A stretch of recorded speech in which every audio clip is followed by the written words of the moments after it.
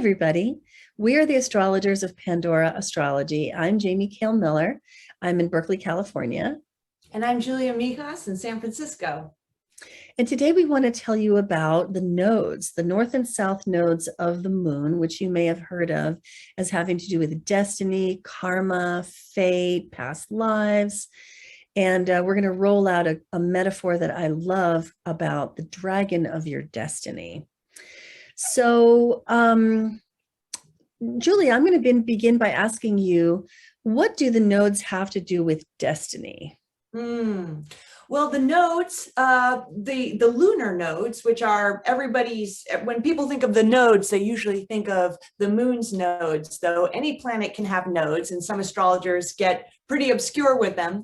But the nodes of the moon are the most recognized sort of calculated points of nodes in astrology. It's used in the West, it's used in India, very strongly in India too. And what they do is they almost show a trajectory in the chart, with the south node being the kind of origin point, and then the north node being almost a future progressive point that shows you how you can kind of evolve best during this lifetime. Yes, absolutely. The nodes cut a destiny path directly through your chart from past to future.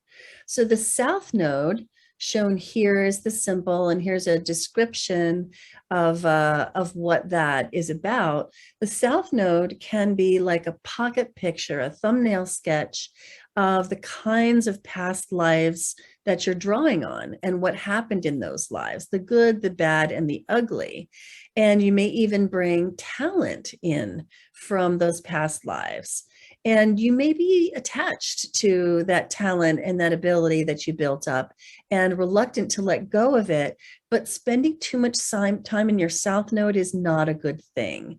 It can kind of suck you in and you won't evolve. Instead, you should be heading in the direction of your north node, which tells us the behaviors, the experiences, the direction that will have you evolve the most powerfully. It's your destiny path. So when I think about fate in astrology, I think of it as being about things that are carved in stone. And I get a lot of people who come to me and they seem to be asking fatalistic questions like, how many children will I have? When will I marry? When am I going to meet, the one? What kind of a career am I going to have? When am I going to meet with success? And those kind of questions sort of beg a fatalistic point of view. I don't think the future is carved in stone, but the North Node does show us not so much your fate, but your destiny, which I think of as something that's calling you, as if your greater self has put it there to be like a clarion call into your future, your very best future, and it will have you evolve the most powerfully if you do that stuff. So Julia, what do you think that the nodes have to say about karma? This idea of karma that, is kind of a new age buzzword.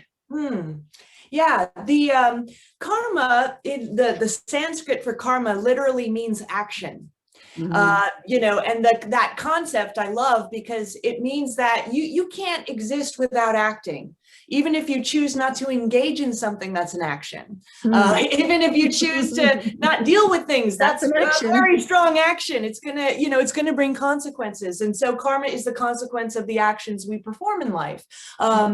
So I think that with the South Node, it kind of shows us a concentration of actions, which comes very, very easily to us, but which is keeping us stagnant.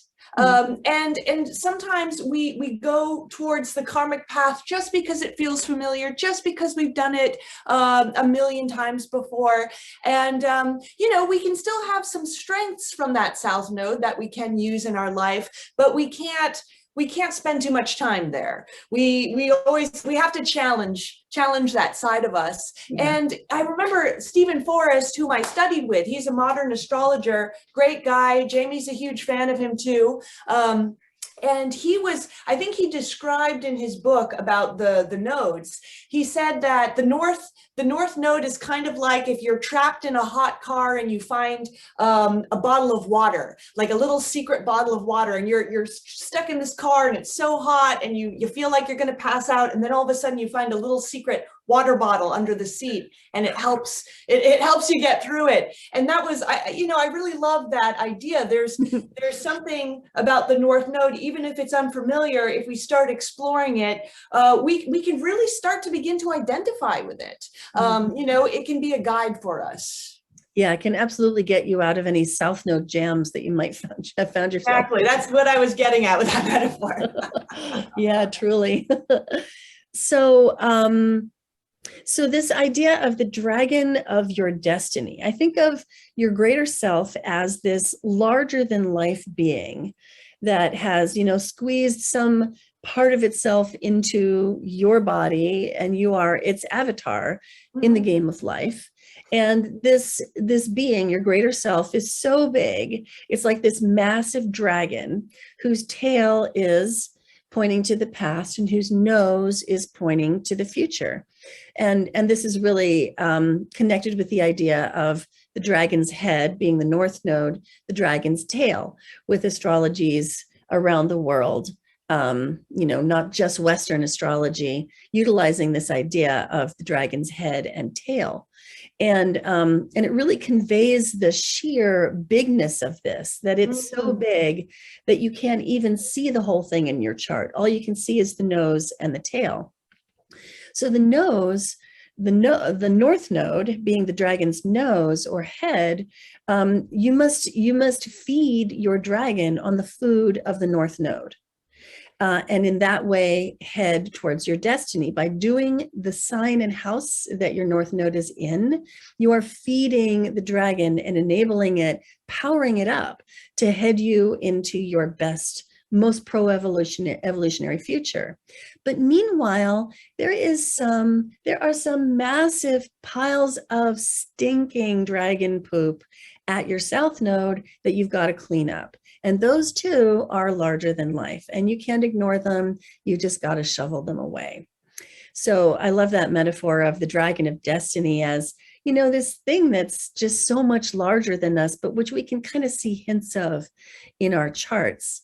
And I want to show you an example of an individual whose nodes I spotted in a movie theater one evening many years ago. And that is in the chart of Oskar Schindler. Let me put his chart up on screen. And so when the movie about Schindler's List, I'm sure you've heard of it, came up many years ago, I was in the theater and I was watching it, and oh my God, it made me cry so hard. That little girl in the red coat, oh my God, I lost it. And what I noticed about Schindler's life path was that he started out as a businessman, and he was very successful. He was good at what he did. He ran factories. He was really hard on his people, and lived a pretty affluent life as a result of his success. However, over the course of his story, he began to embrace his heart more, until by the end of the movie, and I don't think I'm really giving any spoilers when I say this, he's like in tears because he couldn't have saved more lives. I'm really choked up just thinking about it. So here's his chart, because I was sitting in the theater and I said to myself, this man has got to have the South Node in Capricorn and the North Node in Cancer for a life path like that, and to be remembered in the hearts of so many people, and to have so many people. I mean, I don't know if it was in the documentary or if it was at the end of the main movie itself, but there were all these people who were the grown-ups that were the children described in the movie, and they were like, remembering him. And here it is, South Node in Capricorn. I went home, I found his birth data online, couldn't find his birth time, thus we have the Aries rising chart. where the houses and the signs are the same. All of Aries is filling the first house. That's how I do it. And I set the chart for noon. That's how I do it when I don't have a birth time. And right there it is. South node in Capricorn and North node in Cancer. And I like to think I spotted it because those nodes are conjunct my own. Same signs. Wow. So that was a pretty fun experience, and I wanted to share it with you. It's hard to imagine a better exemplar of somebody who came into this life with a business acumen and a sense of self-discipline and structure that enabled him to succeed, and then gave it all up so that he could embrace his heart and do, express and experience universal love by doing kindness for other people. Yeah. So there you have it. Julie, is there anything else you want to throw in here at the end?